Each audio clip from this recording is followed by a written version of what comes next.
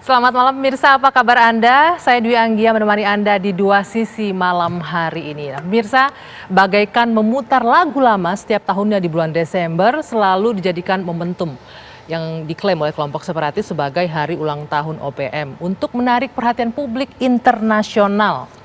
Nah, yang terbaru pada tanggal 1 Desember lalu, Benny Wenda mengklaim sebagai presiden dari Papua Barat merdeka. Nah, mengapa manuver ini selalu terjadi setiap tahunnya? Dan bagaimana pula pemerintah kita bereaksi, menanggapi dan menangani masalah di Papua? Malam hari ini saya akan berbincang dengan sejumlah narasumber yang sudah hadir di studio. Saya akan perkenalkan satu persatu. Selamat malam, Prof. Hikmahanto Juwono. Selamat malam. Sebagai pakar hukum internasional yang sekarang juga Rektor Universitas Jenderal Ahmad Yani ya, Prof? Betul. Oke, dan juga Bung Yoris Rawei, Ketua Komite 2 DPD RI yang juga putra asli Papua. Selamat malam, Bang Yoris. Selamat malam. Oke, dan sebelah kiri saya ada Bang Haris Azhar, aktivis HAM. Dan sebenarnya Bang Haris malam hari ini ditemani oleh Natalius Pigai, Bung Pigai, tapi masih dalam perjalanan ke sini. Mudah-mudahan bisa ikut bergabung bersama kita malam hari ini.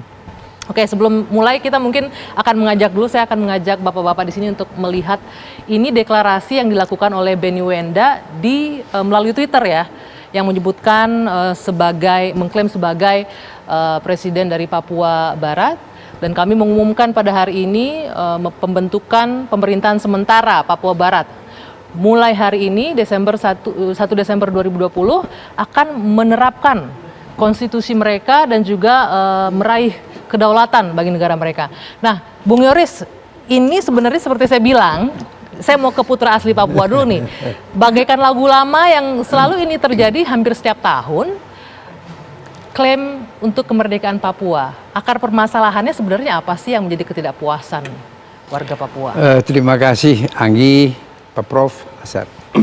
Kalau kita berbicara mengenai masalah Papua ini bukan hal baru, tadi Anggi sudah sebut juga. Kita mesti lihat sejak integrasi tahun 61, kemudian PEPERA tahun 69, tahun 71 itu sudah dideklarasi pemerintahan Papua oleh Setrum Korem di Victoria. Itu pertama kali tahun 71. Jadi kalau kita hitung sampai dengan Benny Wenda, Benny ini keempat. Orang yang mendeklarasikan sebagai presiden dari Papua. Setelah Setrum Korem, kemudian Karet, ya kan, kemudian Perkorus yang kemarin. Kalau yang tiga itu mendeklarasikan di luar. Kalau Perkorus itu di Jayapura, yang kemudian beliau ditahan dan baru keluar dari penjara sampai sekarang.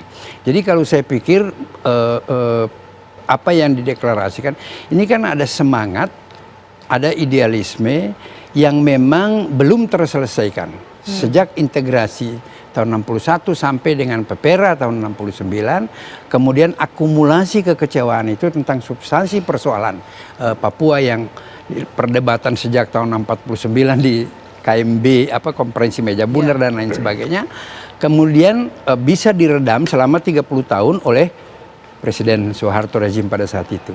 Nah, kemudian kita lihat terjadi situasi extraordinary 22 tahun yang lalu dengan kita kenal reformasi.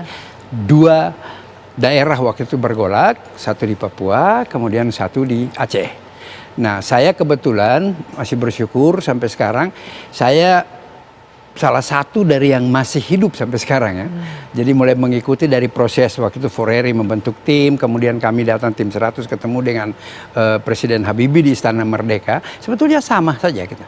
Kami itu lebih terhormat kalau saya mau katakan, kami 100 orang representasi Papua pada saat itu yang dibentuk oleh Foreri, Forum Rekonsiliasi Rakyat Irian Jaya. Yang terdiri dari semua unsur. Baik itu adat, kemudian pemuda, mahasiswa, perempuan. Itu datang secara terhormat di Istana Merdeka, difasilitasi oleh Pak Gubernur waktu itu Freddy Numberi dan pemerintahan Habibie. Kemudian yang memimpin kami adalah Pak Tom Benal. Tegas secara eksplisit beliau membacakan keinginan untuk berpisah dari negara kesatuan Republik Indonesia secara terhormat.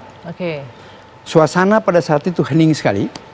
Pak Habibie tenang, kemudian beliau sampaikan bahwa begini, tuntutan bapak-bapak sekalian kami terima, tolong kalian kembali renungkan itu baik-baik sambil kita mencari jalan keluar yang terbaik itu apa. Kemudian dibentuklah 2 tim. Tim yang dipimpin oleh pemerintah pada saat itu, oleh Pak Habibie, ada Pak Julminya Sidik, kemudian Seknek pada saat itu. Dan dari Foreri, saya kebetulan salah satu yang masuk dalam tim 12. Dibentuk komunikasi untuk bagaimana mencari pola solusi terhadap Papua ini. Kemudian Pak Habibie turun, dilanjutkan oleh Gus Dur. Pada saat Pak Gus Dur itu kami komunikasi terus. Mulai dengan pendekatan mengembalikan jati diri Papua dulu. Itulah beliau ke sana pada tahun 2000 itu, kemudian menyampaikan bahwa nama itu kembali kepada Papua dengan simbol-simbol kultur, yaitu Bintang Kejora. Selesai, kemudian beliau turun digantikan oleh Ibu Mega.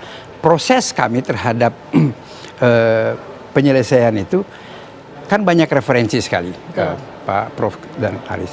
Kita mencari kira-kira formula yang terbaik itu apa. Oke, tahan sampai di sana, tapi ternyata formula itu sampai sekarang nggak ketemu nih, sudah karena ada kekeliruan yang saya katakan. Kita sekarang mau bicara penyelesaian yang kita sepakati sebagai hasil kesepakatan politik pada 2001 itu, ternyata pada 2008 itu dilakukan judicial review oleh pemerintahan era SBY, kemudian roh dan semangat marwah Otsus itu hilang.